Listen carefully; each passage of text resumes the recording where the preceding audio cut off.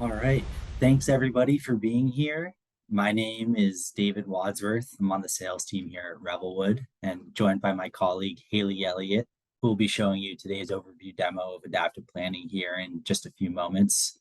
I just wanted to take a few minutes to give you an idea of what to expect today. Firstly, some background on Revelwood.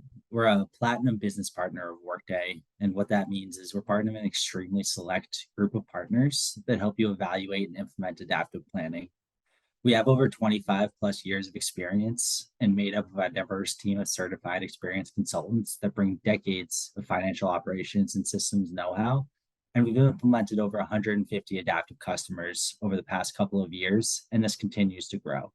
But not only that, we've also helped existing adaptive customers with model enhancements, integrations, support services, and one-on-one training. Now, I'm aware that some of you may be here because you have an active initiative to get into a cloud FP&A solution, and some of you may just be here to learn or you're curious.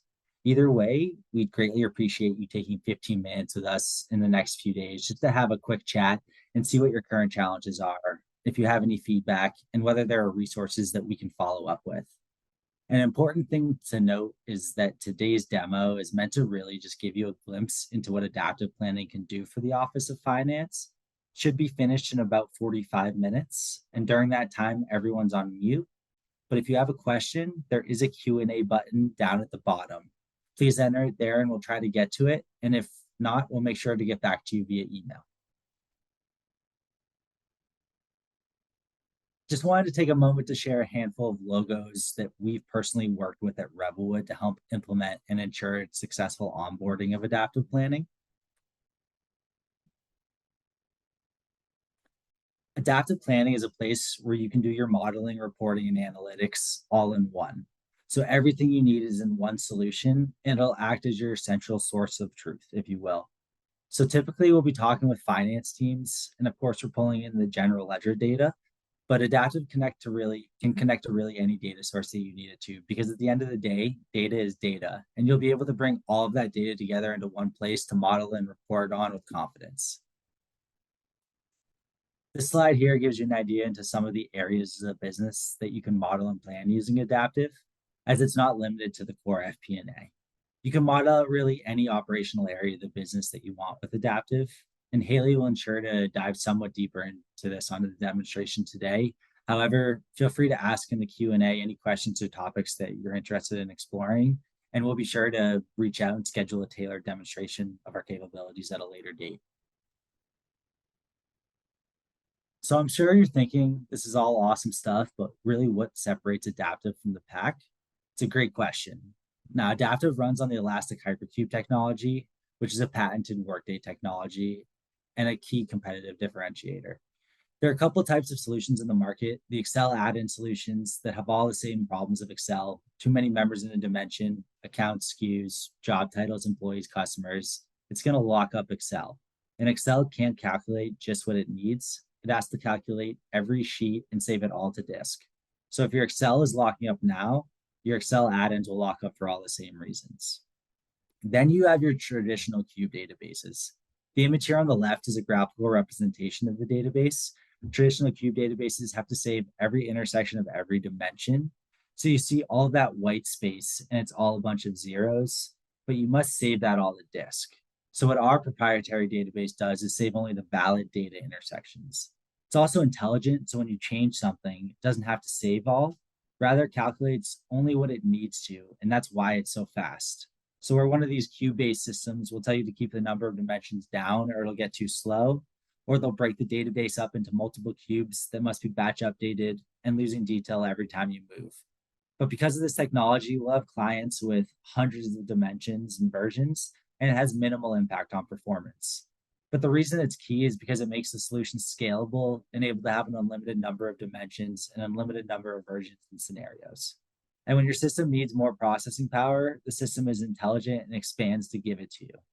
But what's equally important is that you have this power without losing ease of use and maintainability. And as you will see in the demo today, everything is extremely intuitive with drag and drop functionality so that the end users can own this system without the assistance from IT. And that's why Adaptive has almost 6,000 customers globally in all industries. It's way more than any of our competitors in the FP&A solution space. And did you know that Adaptive has a 95% gross retention rate? It speaks value to what these customers are getting out of Adaptive across all different types of industries, and it's growing rapidly. Our commitment to innovation and customer success is recognized by the industry. It's a product that gets the highest user ratings and delivers business agility in times of change. You can expect the software to be easy to use, implement, and maintain as your business scales. Being ranked at #1 ease of use, customer experience, satisfaction, usability, and the best ROI, this should make you really excited to see Haley's demo. Good luck. Thanks, David. Hello, everybody. My name's Haley Elliott. Like David mentioned, I'm a senior pre-sales solutions consultant here at Revelwood. I've been working with Adaptive for about 3 years now and actually spent the first half of that implementing the solution. So if you have any questions at all that I'm not covering, please feel free to pop them in the chat and I will try to get to all of them at the end, or we'll follow up if I don't have a chance. But what you're seeing on the screen right now is kind of our game plan for today. Over here on the left is just some use cases that we commonly see Adaptive used for in the nonprofit space. Just a couple examples, but again, we can always talk through your specific needs as use cases do tend to vary. In terms of what we're going to cover today, though, of course, we're going to walk through the fundamentals. So what are we seeing on the screen? How do you navigate through the system? How do we get your data into the system? From there, we'll move into active dashboards and how you can use those not just for visualization, like you might in a traditional BI tool, but also as an active part of your planning process. We'll move into program planning, talk about some resource management around your people, and finish up on a statement of activities. From there, we'll just go ahead into some ad hoc reporting in browser, and then cover our plugin to Microsoft Office 365, which is going to connect all of your data you've brought into Adaptive into those Excel and PowerPoint board decks that you're probably spending a lot of time putting together today. But with that, I'm going to go ahead and jump into Adaptive. So when I pull this up, you're going to see a dashboard as my home screen. This is just my home screen when I come in because I am a visual person. I like seeing a quick snapshot of the total organization's kind of status. Any user can have a different view. So if it's more valuable for someone to come in and be taken directly to a report or a sheet or a financial statement, then they can absolutely do that. And that's going to be true for basically every screen we go to, as it can be customized to whatever is going to be useful for that user to see. One thing to note as I move through the system is I am in an admin account. So I am going to have access to every single navigation option, every single sheet, report. Most end users won't have that comprehensive of a view. So just be thinking that most people will have a bit more of a limited view, and I'm just going to show you everything or a taste of everything you can do in Adaptive. With that, let's hop into the basics. So 2 things you're going to see on basically every screen are the level structure and a little drop down for versions. So we'll cover those. Your level structure is usually your organizational structure. So divisions, departments, cost centers, programs, really whatever entity structure you like to use as the backbone of planning. A couple of things here. You will use the level structure as your first line of security in Adaptive. So typically, you'll assign an end user to either a level or a group of levels that they're responsible for. And then every single dashboard, report, and sheet will be automatically filtered to that data. So that's going to be important for 2 reasons. One is just data security. If I'm bringing in personnel data or program level data, maybe I don't want everyone to have access to everyone's data. So this is going to restrict where they can go in the system. The other piece is just really ease of use. You don't have to maintain 60, 70 different versions of the same exact template for every single department or program. Adaptive will use the level structure to filter through a single template for you. So when you change that template, it'll change for everybody. Super easy to change the level structure too, as you reorg or add in new programs. It's just a plus button in model management, which happy to walk through that at a later time. The other element that I mentioned was just versions.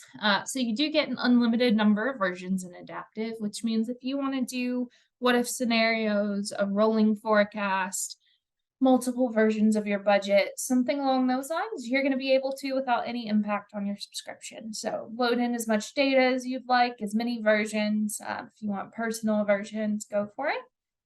You'll notice a couple of these do have lock icons at the bottom, and that's just indicating it is a locked plan version. And so basically what that means is I have an approved budget, maybe by the board, exec team, and I just want to lock that down so no one can make changes to the data. So I'll always have that original approved version to refer back to for budget versus actuals, that kind of thing. But I will also be able to copy it over into new versions to create those rolling forecasts. So that's versions in a nutshell, and those are the two things, like I said, you'll see on every screen. So with that, I'm going to go ahead and hop into what we're seeing on the screen here, which is one of those active dashboards. Dashboards are called active dashboards in Adaptive for a couple of reasons. The first is that you can click into any dial. So let's say funding, and break it down by any dimension you've loaded in the system. So if I want to look at my funding by my different types of grants, I can break that down here. Side note, if you don't get government grants or state grants or only government grants, this is all completely customizable. So just keep that in mind. It's more of a general nonprofit instance that we'll customize.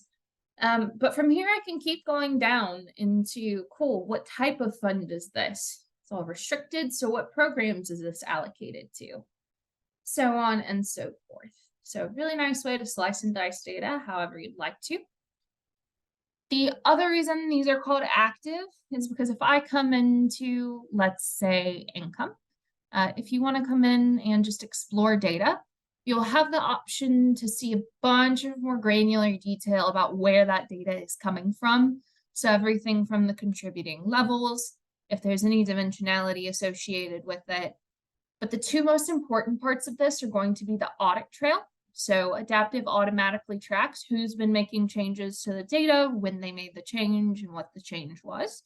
So you can see specific user activity, or if you just see a wild number, you can be like, who is responsible for putting that in here? The other option here is just to drill all the way through to my planning model.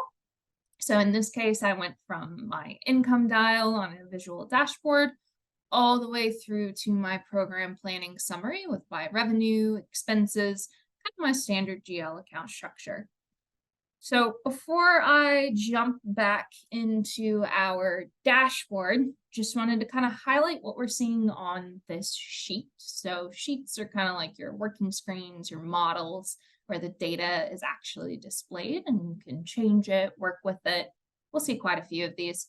But two things I wanted to call out right away are green numbers and black numbers. So your green numbers are your actuals coming in from your ERP. And I'll talk about integration and how these get in here almost real time in a little bit. And your black numbers are your budget data, either being keyed in, calculated on this sheet, or have some sort of more detailed supporting schedule behind them. So nice way to get a quick snapshot of your most up-to-date actuals next to your budget. But we'll come back to sheets in a moment. So just that ability to follow through from your visuals to the actual input templates is going to be really valuable, because if someone asks you what happens if we have 10% more expenses or we open up a new program in Boston, something like that, you can pretty easily drill back to the input sheet, make that change, and you'll see the dials update. So nice way to imagine these as active.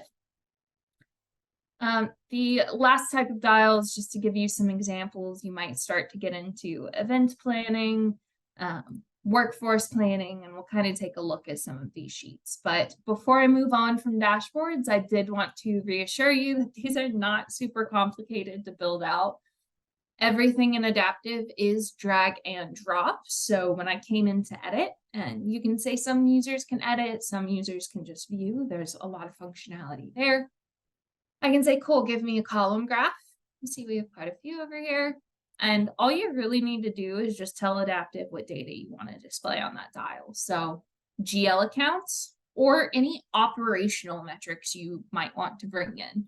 So you can think of Adaptive not only as a place to bring in those GL balances and transactions to report on more easily and budget off of, but also any more detailed operational metrics that you might not be able to marry with this GL data otherwise. So that's kind of dashboards in a nutshell. The very last things I'll say about these are you can create snapshot schedules and have those exported to someone's inbox as a PDF on whatever cadence you'd like.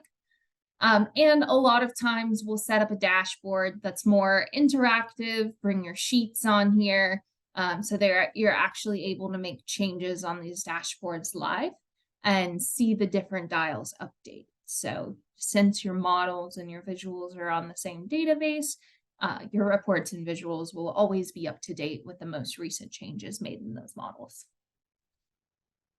So with that, I'm going to take us into a bit more of the modeling side, so getting a little bit more technical. Before we do go into those sheets, I did want to talk about integration, so let's revisit this topic.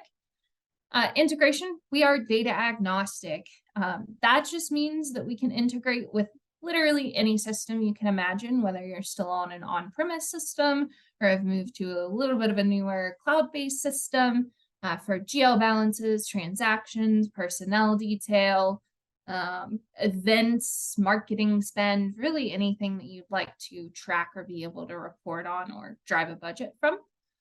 So how this works is we'll connect directly to whatever source system you'd like to bring data in from through our native integration platform. So for any IT-oriented folks on the call, or if you all will need to answer this question for IT, no, we don't use any third parties, and everything is fully encrypted to and from your source system.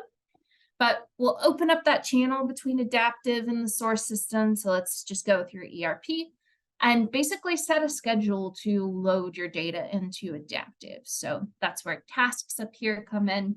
We'll say, hey, load in my GL balances and transactions on a nightly basis. You could do it as quickly as every 15 minutes if you'd like to, or just come in to run tasks and click a run button. So the integration in Adaptive truly is meant to be owned by finance. I personally have no coding or CS background and have implemented integration. So we handle training you on how to manage it. You do not need to have a massive IT team or really an IT team at all to be able to have your data automatically coming in. Other option for things that you might not need on a nightly or every nightly basis or every few minutes is just to come in and manually import an Excel file. So I can say for my employee roster, maybe I just want to take my personnel sheet, grab the download or the upload template, copy and paste my data into that template and pop it into Adaptive. So lots of opportunity for kind of figuring out how you want to get your data into the system and that kind of thing. So that's going to be data integration. Happy to talk specific systems with any of you as well if you'd like to, or if you have any concerns. The last piece here before we do jump into some more sheets, starting with personnel, is just going to be support. So when you come into a new system, you're always going to have questions. So you do get access to 24/7, 365 support with Workday. That just comes built in with your subscription. So you do always have someone to pick up the phone and call or submit a ticket. But if you don't even want to do that, you don't want to talk to anybody, just click this question mark up top and Adaptive's going to guess what you need help with. I'm on a dashboard. It's going to bring up all of the articles related to building dashboards, that kind of thing. So nice context dependent knowledge base right up here. It's kind of like having your own IT person in your back pocket. So that's integration support. So let's say, hey, we're integrated. We have the data in the system. What are we actually doing with it? So I'm going to take us through a couple of planning sheets. Like I said, sheets are going to be your working screens where you're primarily spending most of your budgeting time. Assumptions are some key drivers around, let's say, personnel, your tax rates, something like that. The more global drivers where you just want to have one place to manage those. So I'm going to start in personnel and we'll work back into kind of the funds and gifts and take a look at capital if there's interest. So I'm I'm going to come up to our total organization. So what you're going to notice on the screen is this is a modeled sheet.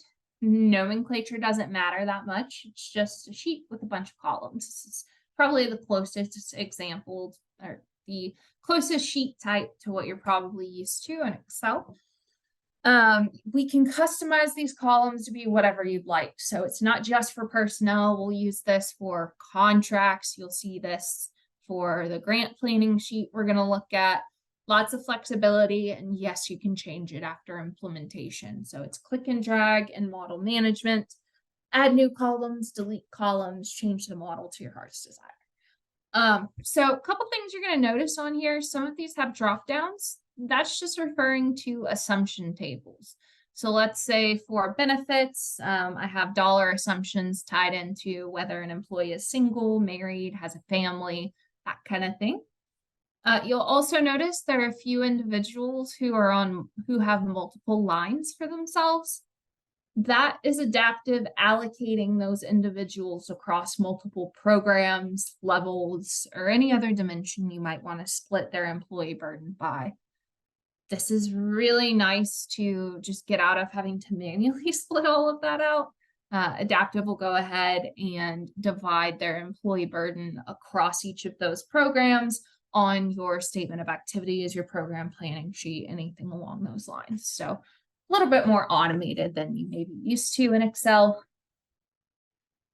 If I come into, let's say, our CFO, I can go ahead and look at the calculations that are happening in the back end for our personnel. You'll see that we have a lot going on here. We will customize whatever calculations you want to see on your personnel model. But the one I like to call out is just this, these two taxes, so FICA and FUTA, they're cutting off mid-year. So Adaptive is recognizing, hey, they hit their maximum for this tax, cut it off until the beginning of the next fiscal year.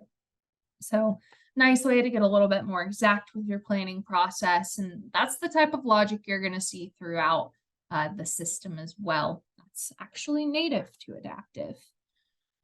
One of the last things I'll say here is in terms of interactivity, you still keep a lot of the same shortcuts that you have in Excel. So if you're worried about change management, this should help ease that. If people can still use all their keyboard shortcuts, it looks pretty familiar, that kind of thing. And then if you want to come in and say, hey, what if I want to hire someone new? What would happen then? I can add a row, and then I'll add a row at the bottom. I can copy a few rows. I can copy and paste from an Excel file. Lots of different ways to interact with this type of sheet. For personnel data as well, this is still controlled through the level structure, and you can hide this sheet altogether from certain users. You can hide certain columns. We understand that personnel data is very sensitive and needs to be protected. So we have salary detail permissions, kind of the whole nine. If you're concerned about security, we probably have a way to set up a rule to give you some comfort there. So this is going to be your individual based planning model. One other that I wanted to show, because for a lot of our programs, some of our clients will have temporary headcount. So you can see here, maybe our lifeguards for a summer program or something like that. So we can do more of a position-based planning as well, where I just say, hey, this is the position, this is the head count, pay rate, and the number of hours they work. So two different ways to think about personnel, and you can actually do them both. So we can have corporate SG&A kind of planned by individual, have your program staff planned by position, that kind of thing. So whatever is going to work for you and your organization. So that's all I'm going to do on personnel planning for today. Next, I want to move more into another type of model sheet, which is just our fund planning. So this right here is going to, like I said, be the same sheet type as what we just saw with the two personnel models, but with completely different fields. So again, completely customizable. You're going to see fields like approved, pending, rejected. We can bring this in from your CRM. If you would like to track the status of different awards you're applying for, We can split those funds across individual programs. And I actually didn't call this out on the personnel model, but I had some of those employees allocated to these individual grants, since a lot of our positions will actually be funded by program grants. So anyway, again, can bring this base in from your CRM so that you can start to kind of change your start and end dates when you think you'll actually be awarded that award. A lot of times we'll also have another drop down to the right here where you can choose the cadence that you're awarded that kind of funding. So is it even spread like we have currently in this model? Are we going to get part of it up front and then the rest even spread? Is it a one-time award?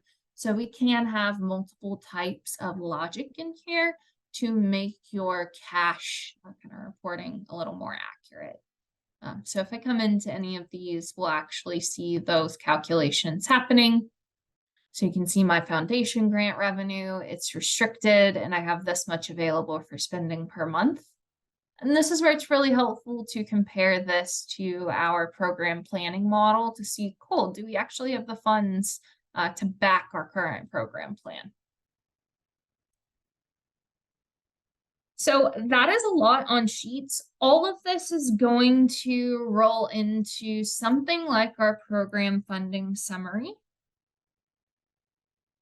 So this is just another type of sheet, cube sheet. It just acts kind of like a pivot table. So if you want to be able to summarize all of that funding or all of the funding detail we just looked at on the grant planning sheet, all of the salary detail I'm planning for a specific program, you can do that. And I can say, hey, I actually want to see all of my restricted funding across all of my programs. Go ahead, drag that down, and I'll see a different view where my account is now up here. And I'm seeing that account by all of my different programs. So nice way to just summarize and marry a couple of those different data types. So I do want to chat a little bit about reporting as well. We'll stop there with modeling. So there are a couple different types of reporting available in Adaptive outside of dashboards. The first of which is actually going to be our web reporting interface. So what I'm actually going to do is pop us into a current month expense variance, and then I'll show a few different flavors of different funding and grant reports that you might choose to build. So let's talk functionality first. So a lot of times people will leave comments on the sheets that we saw previously just by right-clicking and adding a note. So all of those sheet notes will aggregate at the bottom of your report. So you don't have to go through tab by tab like you would in Excel hunting for everybody's comments. Instead, they're all just going to aggregate down here for you or on the side if you'd like to switch them over there. So nice way to introduce some collaboration. You can also add notes directly to this report. So add a line note, add a report note, still keeping that kind of theme of collaboration, having multiple people in the same sheet at the same time, working together, leaving comments. And then maybe you have this type of report as a last step in a process tracker or a workflow for budget owners to come in and say, you know what, that's a really high variance.